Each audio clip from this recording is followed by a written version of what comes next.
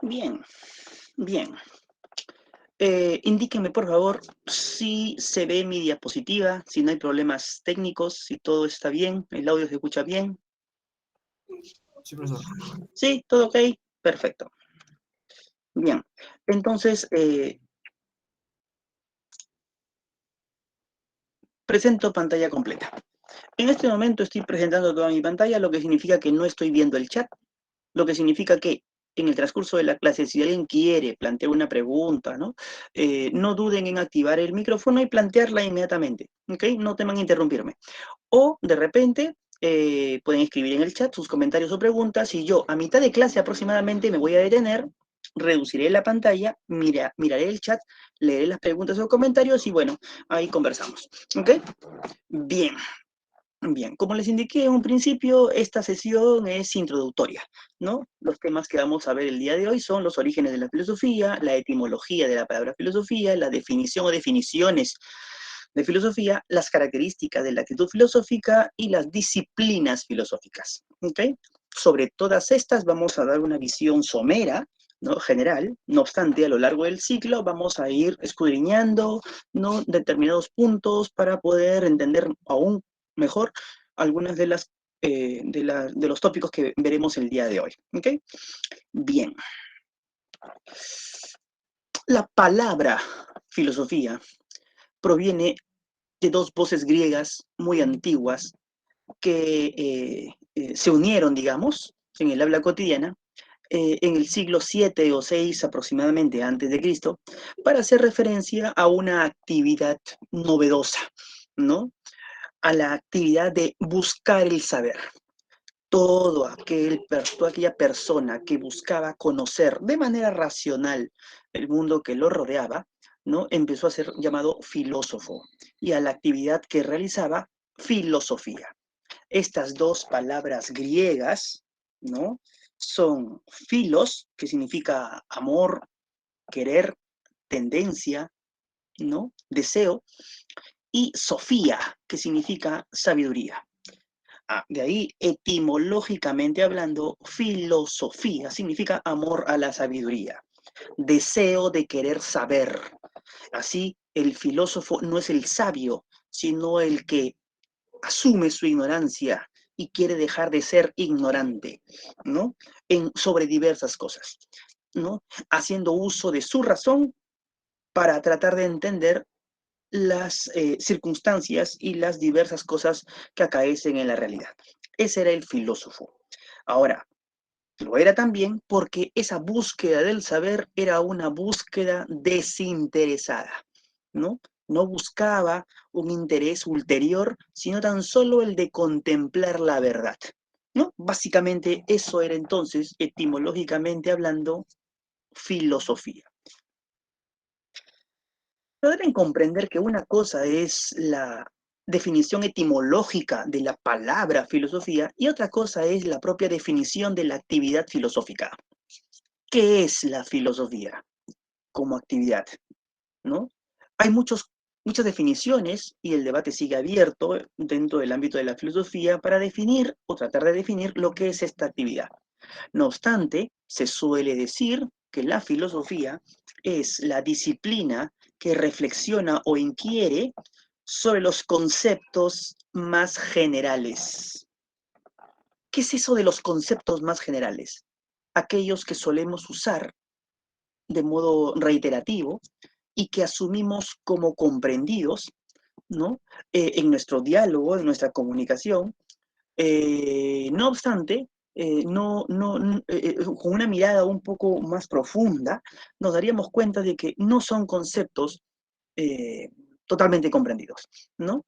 Cuando nosotros usamos los conceptos de vida, de ser, de bien, de muerte, de realidad, de existencia, de esencia, de ser humano, de valor, de poder, de política, ¿no? Entre otros, ¿no?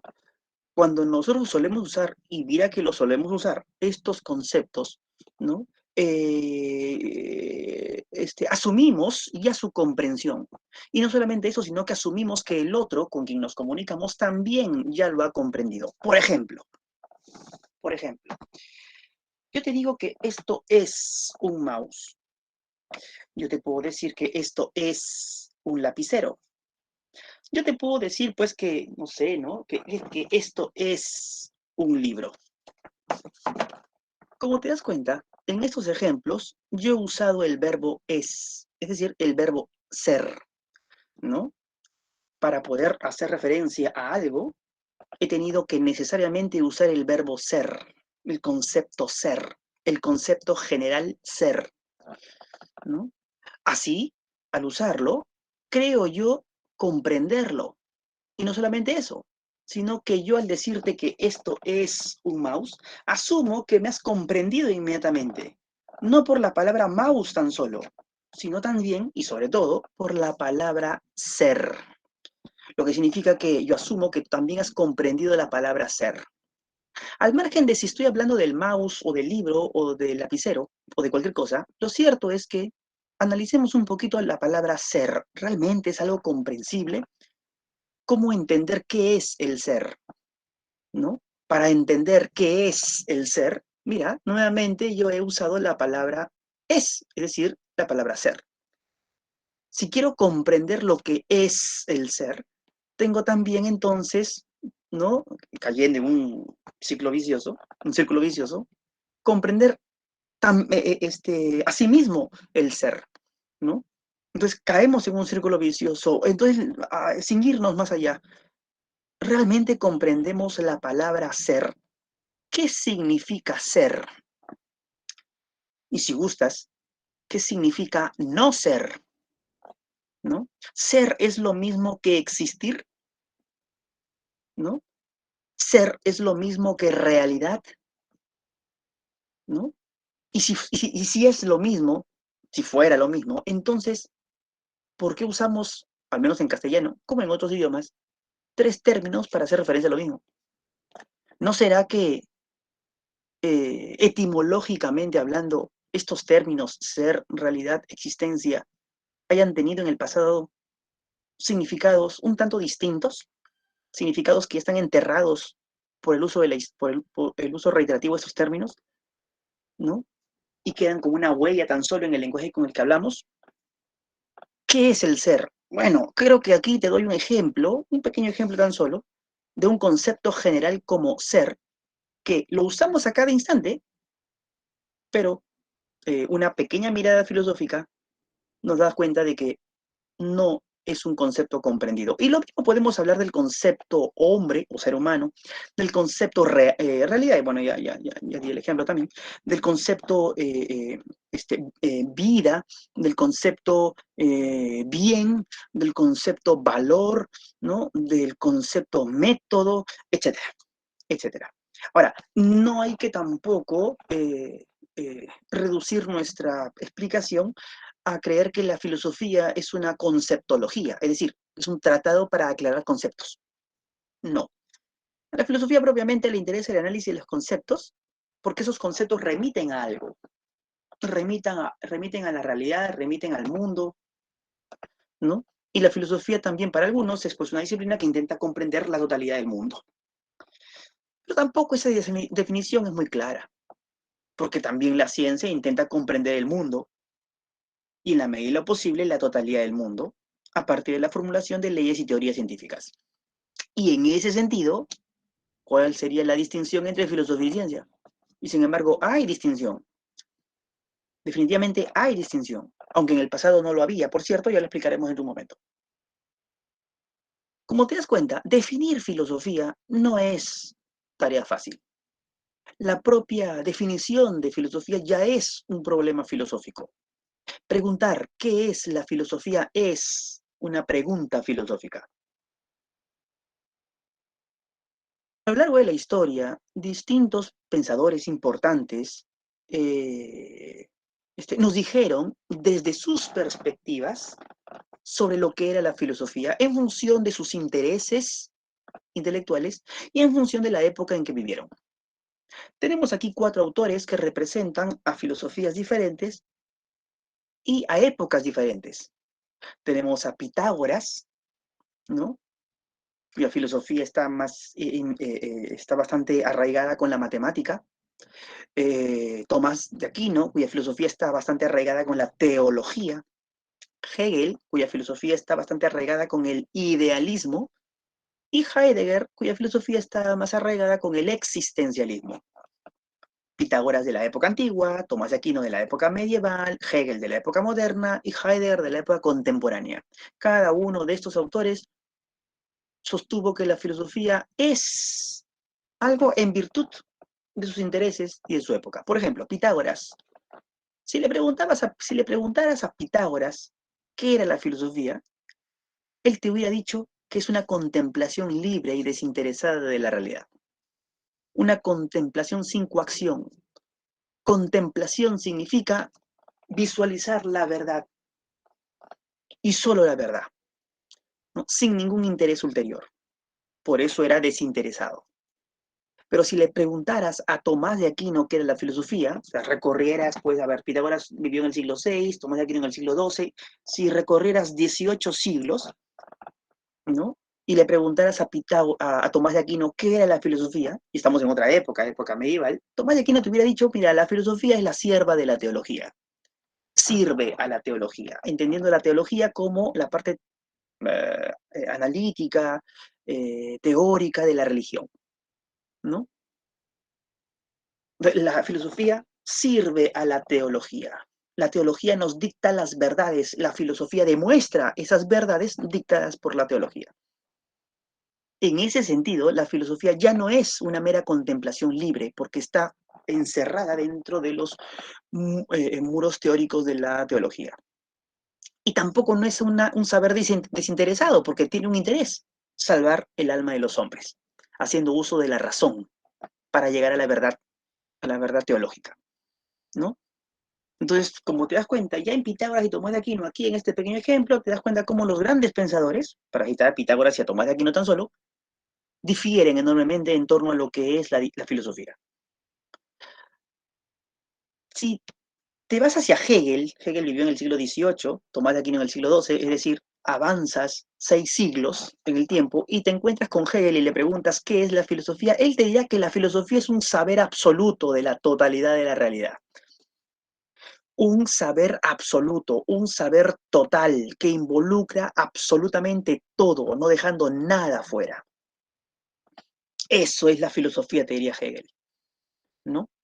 Que no solamente se restringiría a ser una mera actividad que apoye a la teología, sino también al arte, sino también a la ciencia y a cualquier otra actividad, ¿no? Y si avanzas hacia el siglo XX, 2 siglos más, Hegel es del siglo XVIII, Heidegger del siglo XX, y te encuentras con este autor Heidegger y le preguntas qué es la filosofía, él te dirá que la filosofía es un saber extraordinario, que pregunta con preguntas extraordinarias y que se ocupa de lo extraordinario, entendiendo aquí por extraordinario no lo que es fabuloso, sino lo que no es ordinario. La filosofía es un saber que no es ordinario, pues. Y creo que es fácil entender esa parte, ¿no? En la televisión no solemos ver programas filosóficos, en los periódicos no solemos, pues, ver artículos filosóficos, por ahí que hay alguno, y eso, una pequeña columnita, y eso a veces, ¿no? No se suele estar vinculado en el mundo cotidiano con lo filosófico, directamente me refiero, ¿no? Nos cruzamos pues con filósofos por todos lados. Cuando preguntas a alguien a qué vas a estudiar, bastante raro que por ahí alguien te diga filosofía, ¿no? En ese sentido no es ordinario, pues, sino extraordinario. Nosotros, como seres humanos racionales, imbuidos en una vida cotidiana, ¿no? Solemos hacernos múltiples preguntas, pero muy pocas veces solemos escuchar preguntas de corte filosófico. Las hacemos, ¿ah? Aún si uno no sea filósofo, uno se hace preguntas filosóficas, pero no son las más de las veces, ¿no? Porque las preguntas filosóficas no son cosas ordinarias, no son preguntas ordinarias, son preguntas extraordinarias. ¿Ok? Entonces, en ese sentido, Heidegger dice, pues, la filosofía es un saber extraordinario, ¿no? Bien, hemos dado ejemplos de 4 autores importantes, pero debes comprender que hay muchísimas más definiciones de filosofía, muchísimas más. Aristóteles, por ejemplo, decía que la filosofía es la ciencia de los primeros principios y primeras causas de las cosas. Rimbombante suena, ¿no? Eso se explica, lo vamos a explicar cuando veamos a Aristóteles. Descartes, filósofo del siglo XVII, decía que la filosofía es la ciencia de los primeros principios de todas las ciencias. ¿Okay? Descartes daba la imagen de un árbol, ¿no? La rama, los frutos, las hojas son las distintas ciencias o saberes, el tronco es la física y la raíz es la filosofía, decía Descartes. Un autor como Bertrand Russell, matemático y filósofo del siglo XX, decía que la filosofía se encuentra en el medio entre la ciencia y la religión. Tiene algo de ciencia, pero también tiene algo de religión. Y sin embargo, no es ciencia y tampoco es religión. Eso decía Bertrand Russell, ¿no? Y así, ¿no? Y así. Entonces, ¿qué conclusiones podemos sacar de esto, ¿no? Bueno, primero que no hay una definición propia de filosofía, ni siquiera para los propios filósofos. Segundo, que si tú quisieras saber qué es la filosofía, ¿no? Si te vas hacia los filósofos, bueno, no, vas a terminar con varias respuestas y no con una sola, ¿no? Que la propia actividad filosófica no es esclarecida y sin embargo, y ahí está lo paradójico, cuando uno se adentra a la filosofía, cuando uno conoce la filosofía, va entendiendo más o menos qué es, sin poder definirla. Vas entendiendo que no es ciencia, pero que se vincula un tanto con la ciencia. Vas entendiendo que no es arte, pero se vincula también en cierto modo con el arte. Vas entendiendo que no es religión, no obstante, se vincula en cierto modo también con ella, ¿no? Al menos esa es la visión que yo me he percatado, ¿no? No diciendo que esta es la visión correcta, por cierto, ¿no? Bien, bien. La filosofía surge en el siglo VI, VII antes de Cristo, ¿no?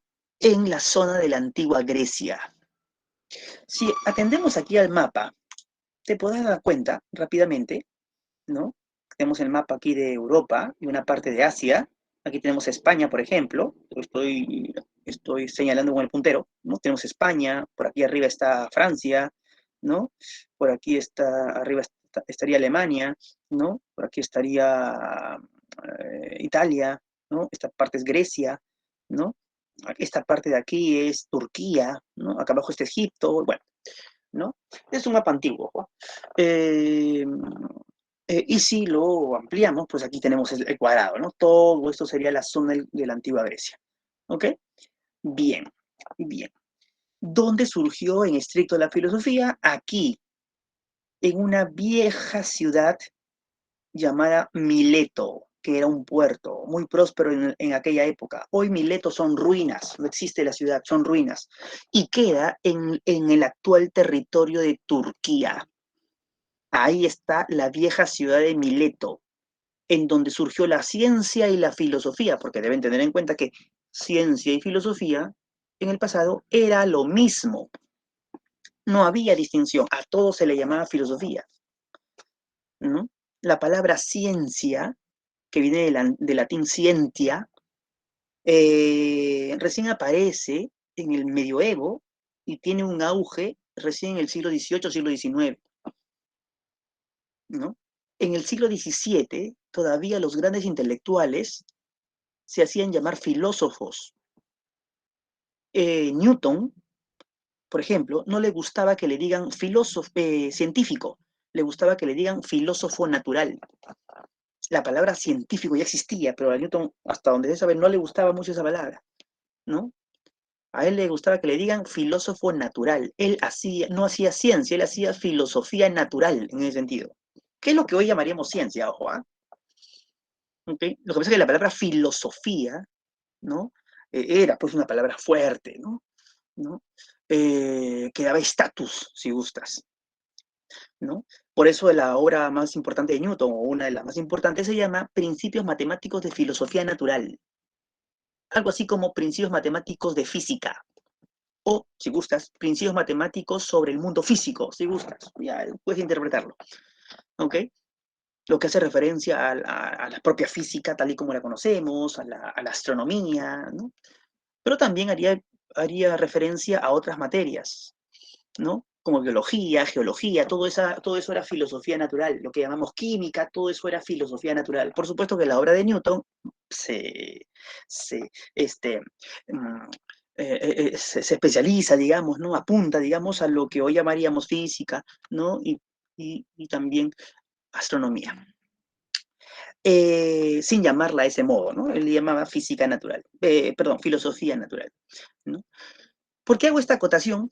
Importante, porque si bien hoy, siglo XXI, ¿no? Y lo venimos arrastrando desde el siglo XX, siglo XIX, incluso siglo XVIII, la distinción entre filosofía y ciencia es comprensible, ¿no? Filosofía por acá, ciencia por acá, ¿no? Por eso yo inicié esta conversación en este ciclo, en este semestre, diciéndoles que en el colegio ustedes no habrán llevado filosofía de repente, no lo sé, algunos de repente sí, no lo sé, pero creo no equivocarme que la mayoría no ha llevado filosofía, creo equivocarme, ¿eh?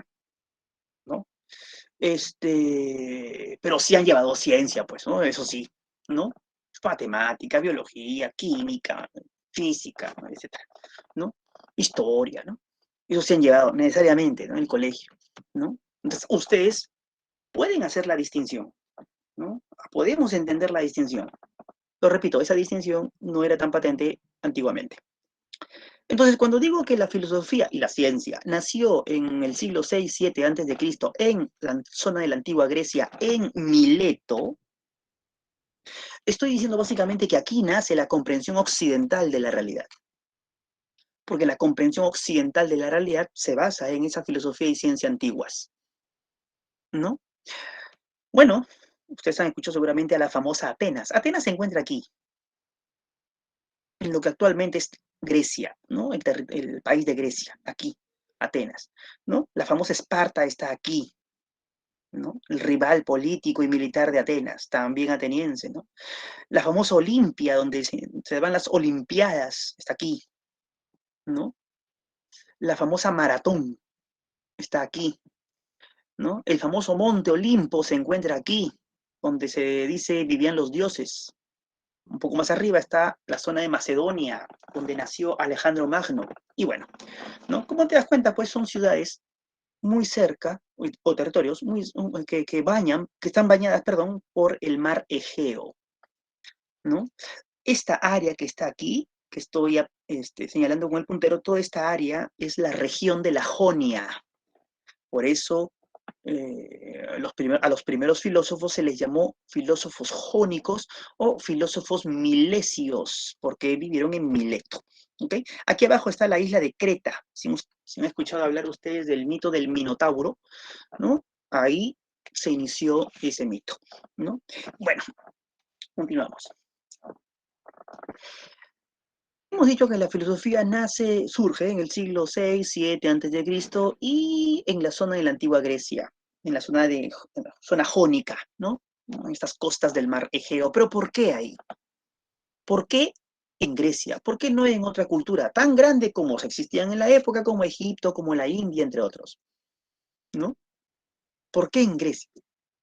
¿Por qué en el siglo 6, siglo 7 antes de Cristo? ¿Por qué no antes? ¿Por qué no después?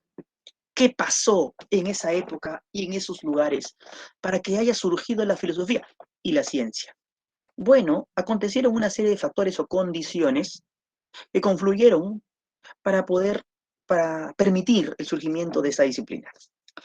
Tenemos a las condiciones materiales, ¿no? Importantes entenderlas. La zona de la antigua Grecia, en la región de la Jonia, si gustas, ¿no? Todo ese territorio, no brindaba una gran producción agrícola, era una zona un tanto agreste, lo que hizo que las personas, los pueblos, los pobladores, tengan que asentarse cerca al mar. Por eso las ciudades griegas básicamente eran ciudades costeras. ¿Por qué cerca al mar? Porque así al desarrollar una ingeniería náutica importante, podían cruzar los mares con el fin de intercambiar y vender y comprar productos. Repito, ya que ellos producían poco, entonces tenían que buscar productos en otros pueblos, en otras culturas. Y todo era vía marítima, sobre todo porque era más rápido.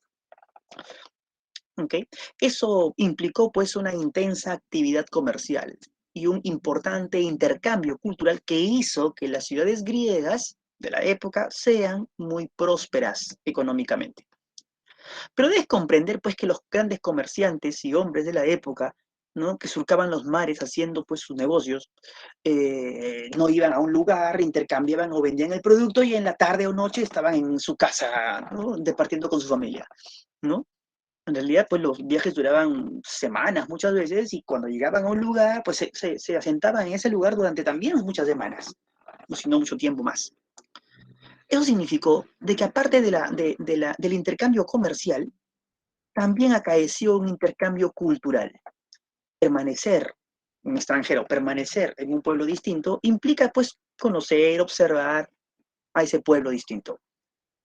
Darse cuenta, perdón, que esos pueblos pues tienen una religión distinta a la nuestra, tienen un sistema político distinto al nuestro, tienen dioses distintos al nuestro, tienen moral, costumbres, normas distinto a las nuestras, conocimientos distintos a los nuestros, etcétera, ¿no? Dándote cuenta pues que estas culturas, ¿no? Y miren que los griegos eran muy orgullosos de ser griegos, ¿no? Lo que significaba de que en cierto modo, había un ninguneo hacia otras culturas. Bárbaros les llamaban. Pero estos grandes viajeros se daban cuenta de que estos llamados bárbaros, tan bárbaros no eran, porque en realidad eran gente con un alto conocimiento en muchas materias, ¿no? Con unas costumbres medias raras, es cierto, ¿no? Los griegos, por ejemplo, admiraban a los egipcios, ¿no? Por su astronomía, por su agricultura, por sus técnicas, por su ingeniería, por su matemática, pero también decían que los egipcios eran personas bastante raras, ¿no? Con dioses medio raros, con vestimentas medias raras, ¿no? Que adoraban a los gatos, ¿no? Y ese tipo de cosas, ¿no? Los griegos, pues, admiraban a los egipcios, pero también decían, pues, estas personas son bastante raritas, ¿no? Y así, ¿no?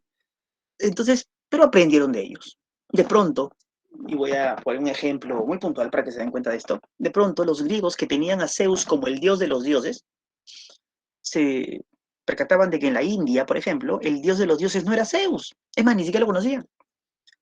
El dios de los dioses en la India era Brahma. Y ni siquiera se parecía a como lo imaginaban los griegos a Zeus, sino para los hindúes, el dios de los dioses se lo imaginaban de color azul, bastante joven, sin barba, con ojos muy bonitos, con guirnaldas que le colgaban, con 4 brazos y que bailaba, ¿no? Mientras que a Zeus, pues, lo son como una persona mayor, con barba, ¿no? Pelo canoso de repente, ¿no? Agarrando el rayo, ¿no? Imponente, pues, ¿no? En cambio, los egipcios, pues, sus dioses, no pretendían mostrar esa imponencia, o sea, grandes así, ¿no? Con rayos, no, era un dios, no sé si ustedes han visto imágenes de los dioses hindúes, son dioses muy coloridos, muy bonitos, pero nada que ver, pues, con los dioses griegos, ¿no? Así todo imponentes, como pretendía. Y ese dios es el dios de los dioses, Brahma. En Egipto, el dios de los dioses, en un tiempo fue Amón, en otro tiempo fue Ra. Y de pronto vino un faraón, y para que los sacerdotes de Amón y los sacerdotes de Ra no se peleen, el nuevo faraón dijo Amón Ra, se acabó, ese es el nuevo dios. Ya está, solucionó el problema. Amón Ra. Los egipcios eran bien prácticos, ¿eh? No se hacían ningún problema, ¿no? Debes imaginarte, pues, que los griegos, yo me imaginaba, los griegos, pues, habían visto, qué raro, ¿no? Esto, cogen a los dioses como si nada, los funden, ya está, se acabó, ¿no? Que el faraón es el hijo de Dios, de un dios, o es la personificación de un dios, ¿no? Los griegos para nada pensaron eso, ¿no? En ningún momento, ¿no? Para ellos, ¿no? Para los griegos, pero los egipcios no se hacían ningún problema para ese tipo de cosas. Y lo creían realmente, ¿no? O de pronto en la zona de Mesopotamia, ¿no? El dios de los dioses era Marduk. Y en la zona nórdica, de los países escandinavos, el dios de los dioses era Odín, un dios tuerto encima, ¿no? Que tenía su hijo Thor, el del martillo, ¿no? Yo sé que Marvel ha hecho pues que Thor sea amigo del hombre araña y amigo del hombre hormiga, ¿no? Y está muy bien, pero Thor, creo que lo saben, tiene una mitología muy exquisita, muy antigua, ¿no? Y el martillo también mitológicamente también está ahí, tiene su mitología, sus historias, ¿no? Ponte en esa situación, pongámonos en esa situación, ¿no? En que los griegos pues están mirando todo eso, ¿no? ¿No? Y por ahí seguramente uno un poco más atrevido, ¿no? En virtud de su libertad de pensamiento, propio de los griegos, ¿no? Se habría dicho de repente, oye, pues no hay muchos dioses, ¿no? De repente el Zeus que creemos que es el dios de los dioses no es pues el dios de los dioses. De repente nuestro Zeus es hijo de uno de esos dioses y nosotros no sabíamos. O de repente, ¿no? Esos otros dioses son hijos de nuestro Zeus y nosotros no lo sabíamos, porque recuerda que Zeus, pues según la mitología griega, era un picaflor, ¿no? Tenía hijos por todos lados. De repente, pues salpicaron sus hijos por otros lados y los griegos ni enterados. O de repente, estas otras personas se inventaron esos dioses, pues, ¿no? Y el único dios verdadero es Zeus. Pero si fue así, también pudo haber sido al revés, es decir, los griegos haberse inventado a sus dioses y por ende haber inventado a Zeus. Entonces de repente no hay dioses, pues, ¿no? Todo es un invento. Pues todo eso pasó por la cabeza de estos griegos, hay referencias. Un autor, Genófanes, en el siglo VI se preguntaba, yo he viajado mucho, decía Genófanes, y me he dado cuenta que los etíopes del África, que son chiquitos y negritos, piensan que sus dioses son chiquitos y negritos, ¿no? La parte de Escandinavia, la parte nórdica, piensan que sus dioses son, ¿no?, grandes, rubios, ¿no?, altos, ¿no? Y porque ellos son así también, grandes, rubios y altos, ¿no? Y así, ¿no? Entonces, este Genófanes decía, ¿no será que si los bueyes y caballos supieran dibujar, pensarían que sus dioses tienen forma de bueyes y caballos? ¿No? Ya Genófanes, en el siglo VI a.C., ponía pues una cuestión a la idea que se tenía de los dioses. La gran pregunta es, ¿por qué los griegos hicieron eso? Porque todas las culturas, en virtud de que hacían intercambio comercial, sabían pues que las otras culturas tenían otros dioses muy distintos. Pero ¿por qué a los griegos se les pasó por la cabeza eso y no a las otras? Y no a las otras, ¿no? Hasta donde se sabe, ¿no? Bueno, aquí entra a tallar una cuestión bastante importante. Algo ya particular en la cultura griega que no tenían las otras culturas. Lo que se ha venido a llamar como democracia esclavista. Las otras culturas no se practicó la democracia.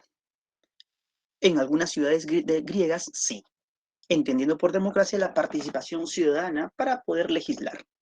No, en las otras culturas habían reyes, habían emperadores, había faraones. Y eran ellos los que decían cuáles eran las leyes y cuáles no. ¿No? Cuáles eran las leyes y cuáles no. ¿No? En cambio, en Grecia no había un rey, no había un emperador. Las ciudades griegas eran independientes, ¿no? Eran independientes. Grecia no era un imperio, ¿no? El territorio griego estaba constituido de varias ciudades-estado, ciudades pequeñas, ¿no? Que funcionaban como si fueran un país independiente, digamos. ¿Ok? Cada una determinaba sus propias leyes, cada una tenía su propia forma de gobierno, ¿no? Y en ese sentido, en aquellas que en donde se practicaba esta democracia, los ciudadanos iban libremente al ágora, a la plaza pública, para debatir, para hablar, para argumentar sobre las leyes para el Estado. Y el gobernante asumía esas leyes, pues es el producto del diálogo y de la comunicación entre los ciudadanos libres. Y así se generaba ese sistema político. Un sistema político novedoso, raro para la época, por cierto, ¿no? En donde el poder emanaba del pueblo, por decirlo de una manera, ¿no? Ahora, ¿pero por qué esclavista? Porque debes comprender que en el ágora pues se debatía, ¿no? Se argumentaba, ¿no? Se dialogaba y estos duraban horas, muchas horas, a veces todo el día. Lo que significa que los que participaban en este diálogo libre tenían que ser, uno, personas libres y dos, tener tiempo, pues, para estar ahí, tener tiempo. Oye, ¿pero qué? ¿No trabajabas? No, no trabajaban algunos. ¿Y por qué no trabajaban? Porque tenían esclavos que trabajaban para ellos. No podría haber sido de otra manera. Y si tenían esclavos, era porque tenían dinero. ¿Mm? Eran porque pertenecían a la aristocracia. Yo soy un campesino libre y yo puedo ir al ágora, sí, pero si voy al ágora no trabajo ese día y no trabajo ese día y mi familia no come. Entonces no voy, ¿no? Por eso es que era una democracia esclavista. La existencia de esclavos era necesaria para que un grupo de personas tengan tiempo libre y sean ellas las que finalmente se dediquen a legislar. Y otro factor importante fue la religión griega.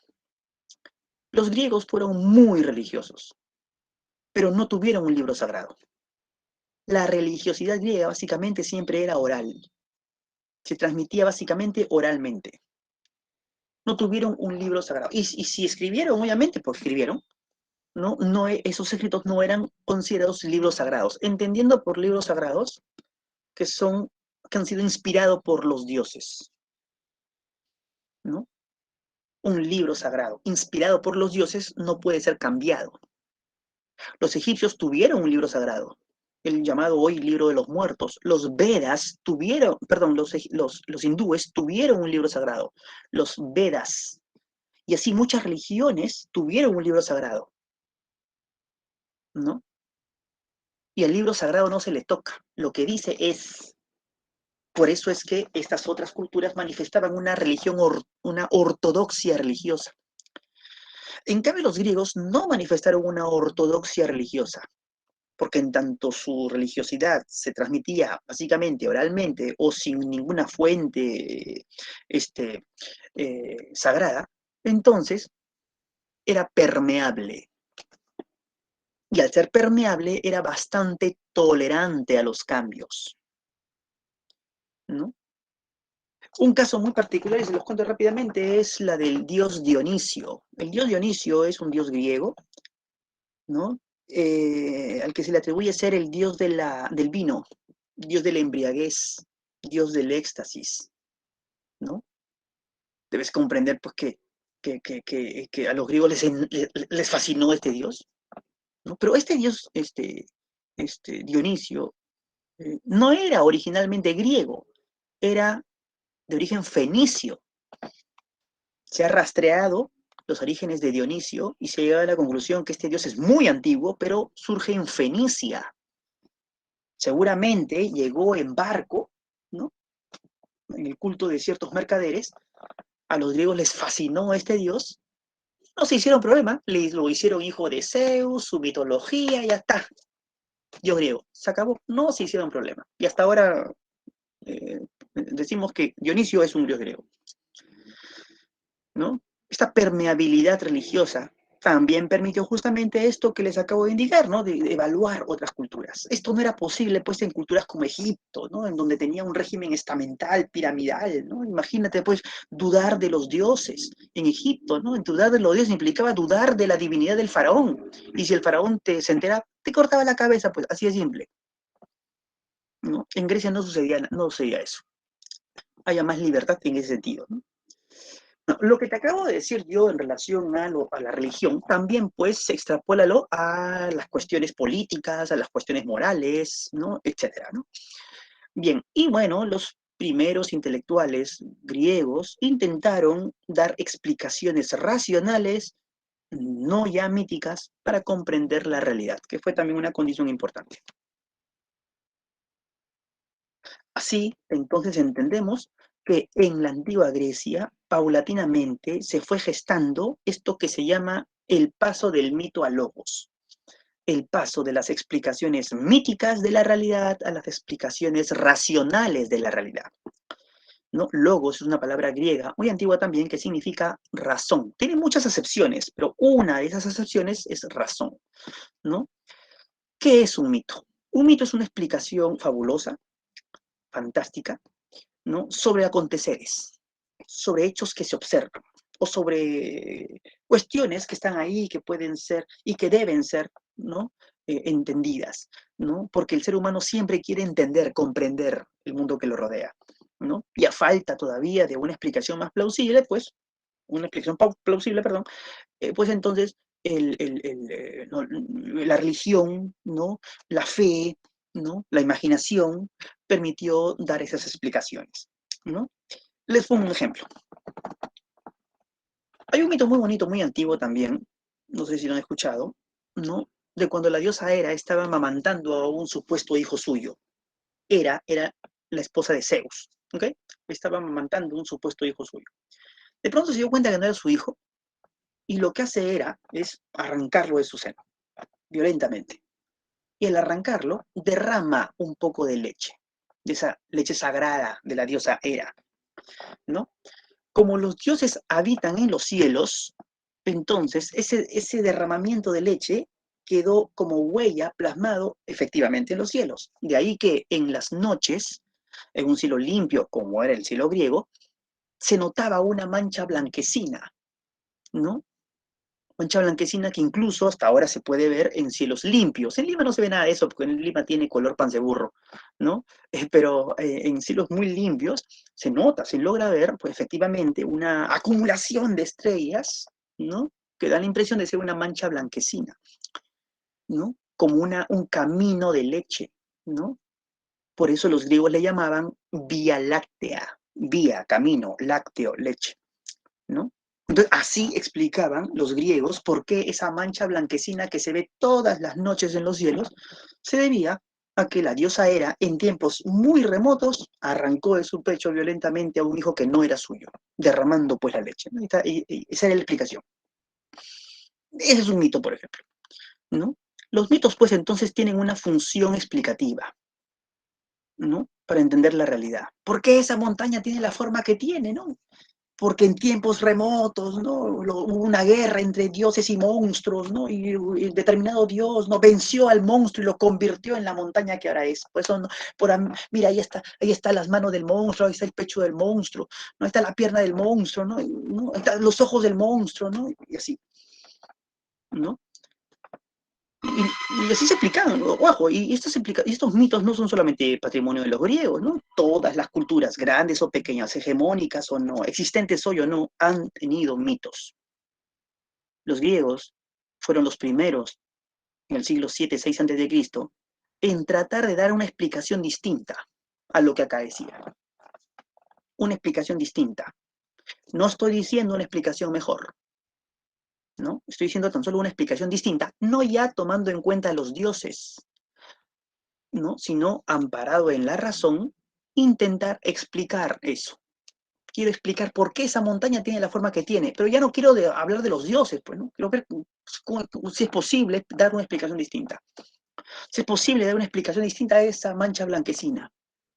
Si es posible una explicación distinta a por qué los ríos de la selva, por ejemplo, tienen forma serpenteante, ¿no? No sé si ustedes saben, ¿no? Hay un mito muy famoso, bastante clásico en la selva amazónica, según la cual los ríos tienen forma serpenteante porque en el pasado muy lejano existió una gran serpiente, una enorme serpiente que surcó las zonas amazónicas dejando esa huella. De pronto un gran diluvio acaeció, el mito del diluvio es muy común en todas las culturas, y llenó esas cuencas generando los famosos ríos, ¿no? Y claro, si ustedes se dan cuenta, tan absurdo no es. No en el sentido de que haya existido una serpiente, no estoy diciendo eso. En el sentido de la huella, ¿no? Si yo veo que en un lugar hay una huella, entonces asumo que alguien pasó por ahí. Para los amazónicos, esas cuencas de los ríos eran como la huella de algo o de alguien. Y como esas huellas tenían forma serpenteante, entonces una gran serpiente tuvo que haber existido en el pasado. Y pasó por ahí. Y dejó las huellas, ¿no? Así como la Vía Láctea era la huella, ¿no? De lo que había acaecido en tiempos primordiales con Hera. Entonces, en ese sentido, decimos que los mitos no son tan absurdos, siguen una lógica, ¿no? Pero los griegos intentaron dar una explicación siguiendo otra lógica también, ¿no? Tan válida de repente como la anterior. Por eso es que los antiguos, los primeros filósofos, no es que hayan dejado de creer en sus dioses, ellos seguían creyendo en sus dioses, por supuesto que sí, pero querían dar una respuesta alternativa. ¿Que se equivocaron? Sí, pero no importa que se hayan equivocado, dieron ese paso hacia las explicaciones racionales. Bien, bien. Hasta aquí, ¿alguna pregunta antes de continuar?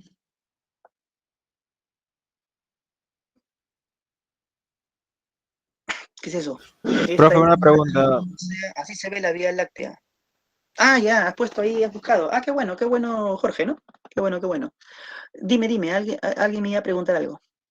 Profe, una pregunta. Sí. Así fuera del tema. ¿Usted es de la San Marcos? Sí. Ah, ya. No, preguntaba nomás. Ah, ya. Ok, ok. Bien. Entonces, continuamos. Continuamos. ¿Dónde nos quedamos? Acá, ¿no? A ver, solamente para chismosear lo de la Vía Láctea, ¿cómo es? ¿Dónde está? Eso no es. Ah, ya, esto, ¿no? Creo que lo están viendo, ¿no? En los cielos muy limpios se logra ver esto justamente, pues. Se logra ver esto, ¿no? En la sierra, por ejemplo, o en la selva, ¿no? El cielo es bastante limpio, ¿no? Aquí, pues en Lima no. En Lima es, como un autor decía, ¿no? Panceburro, ¿no? Color panceburro. ¿Conocen cuál es el color de la panza del burro? Así como el color de Lima. Así es. Bien, bien. Eh, ¿Dónde está? Allá. Digamos entonces, rápidamente, porque tenemos algunos minutos. Sigamos. La historia de la filosofía se divide en 4 grandes épocas. La época antigua, ¿no? La época antigua, que estoy apuntando con el puntero, ¿no? La época medieval, la época moderna y la época contemporánea. En términos muy generales, pero muy generales, ojo, la época antigua básicamente abordó el problema del ser, de la realidad, de la existencia, de la esencia. La época medieval está muy vinculada con la teología, con Dios. En la época moderna se vinculó más con la ciencia, con el conocimiento y con la política. Y en la época contemporánea se vinculó más con cuestiones del lenguaje. ¿Ok? Cuestiones del lenguaje. Entonces, ojo, de manera muy general, ¿no? Muy general. Ya vamos a ir explicando paulatinamente y ustedes mismos se van a dar cuenta al respecto. Es una pregunta filosófica y que es una pregunta científica, ¿no? Básicamente aquí la pregunta científica está para oponerla o contrastarla con las preguntas filosóficas, ¿no? Para entender más o menos sus distinciones.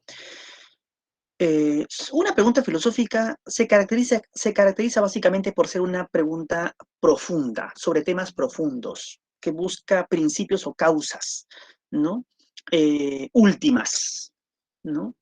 Mientras que las preguntas científicas, si bien también buscan explicar, ¿no? Mostrar causas, lo cierto es que más se dirigen hacia cuestiones más particulares, ¿no? Una pregunta filosófica genera debate en las respuestas que se dan sobre ella, no cerrando la pregunta. En las preguntas científicas, si bien se genera debate, muchas de ellas, cuando se asume una respuesta, entonces la pregunta se cierra. No se cierra definitivamente, por cierto, ¿no? Pero digamos que se pasa a otra discusión, ¿no?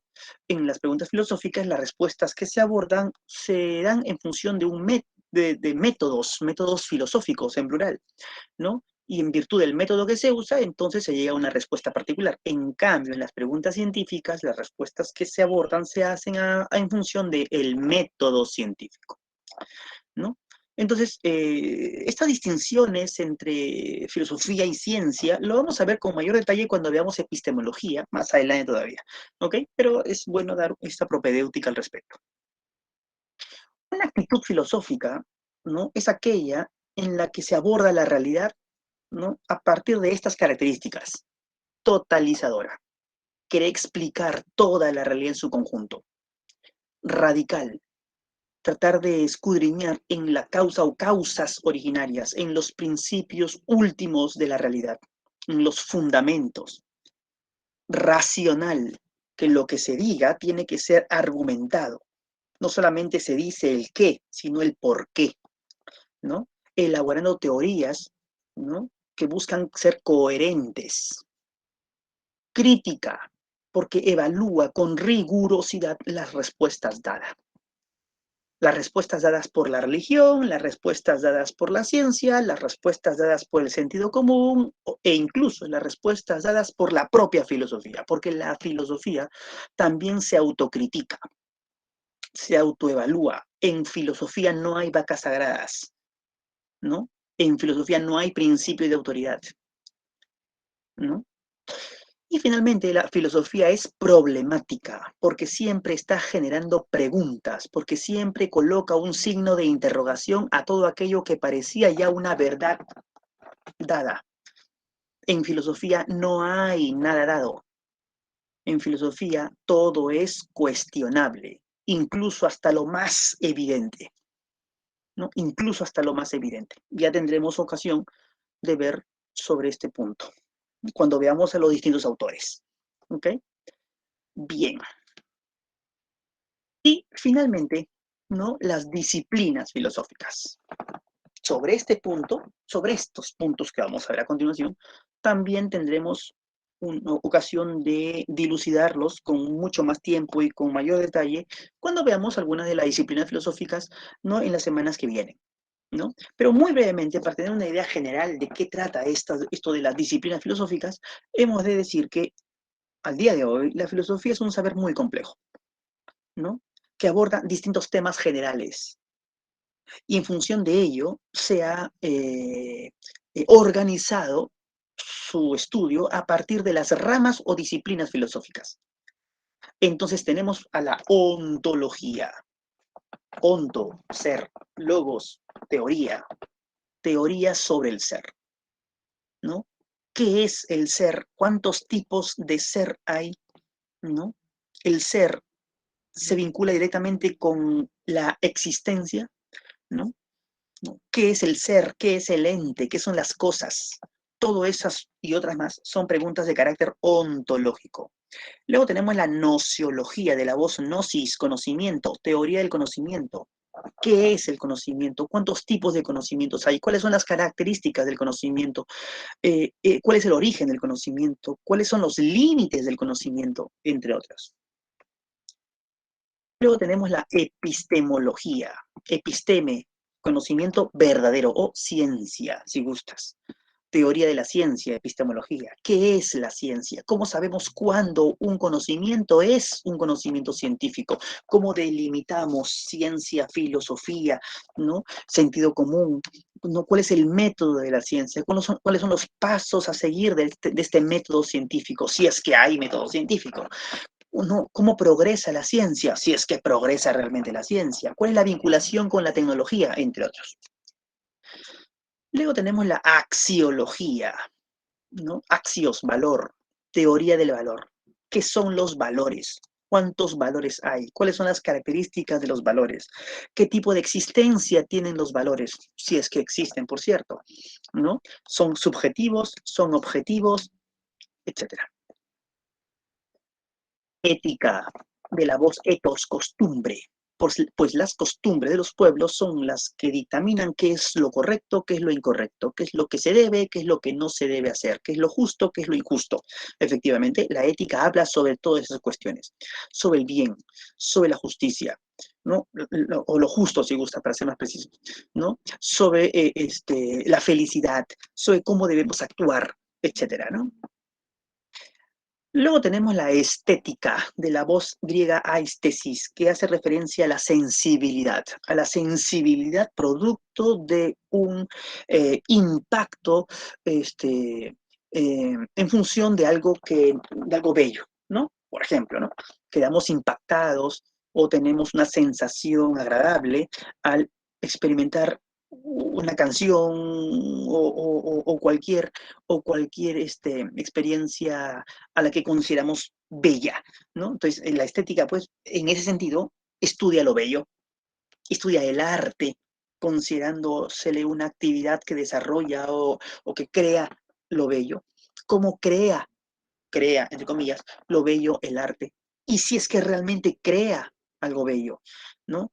¿Qué es la belleza? ¿Qué es el arte? ¿Cómo definimos que algo es finalmente arte, ¿no? Todo eso y otras cosas más, ¿no? En función a la belleza y el arte lo estudia la estética. La antropología filosófica estudia al hombre, antropos, hombre, ¿no? Y se le llama antropología filosófica para distinguirla de la antropología como ciencia. La antropología como ciencia estudia las culturas. La antropología filosófica estudia al hombre en tanto ser humano, ¿no? ¿Cuál es el sentido de la existencia humana? ¿Cuál es el origen del ser humano? ¿Cuál es la naturaleza o esencia de lo que es ser un ser humano? Luego tenemos a la filosofía política, de la voz polis. Polis es una palabra griega que hace referencia a una ciudad-estado, ¿no?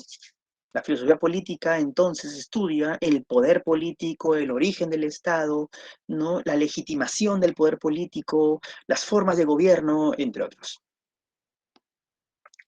Y finalmente la lógica como disciplina filosófica estudia, no indaga sobre la validez, distinguiéndolo de la verdad, ¿no? Verdad y validez no son cosas, no son sinónimos, como ya pasaremos a explicar. ¿Qué es un razonamiento válido? ¿Qué hace que un esquema sea un esquema correcto, lógicamente hablando, ¿no? ¿Por qué es importante distinguir el contenido de un argumento del esquema de un argumento? Entre otros puntos que ya veremos en su momento. Bien, jóvenes. Entonces, aquí nos quedamos, ¿no? Aquí nos quedamos. Espero que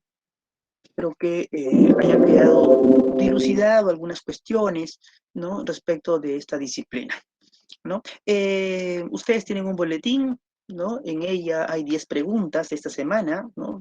Tienen toda esa semana para poder desarrollar el boletín con tranquilidad. Y la próxima semana, yo, iniciando la clase, les facilitaré las claves de la semana 1. ¿Ok? Bien, hasta aquí, ¿alguna pregunta? ¿Algo que no haya quedado claro? ¿Todo bien? ¿Más o menos? ¿Todo bien? Listo, listo. Bueno, entonces aquí nos quedamos. Cuídense pues, nos vemos, nos vemos. Voy a dejar de grabar.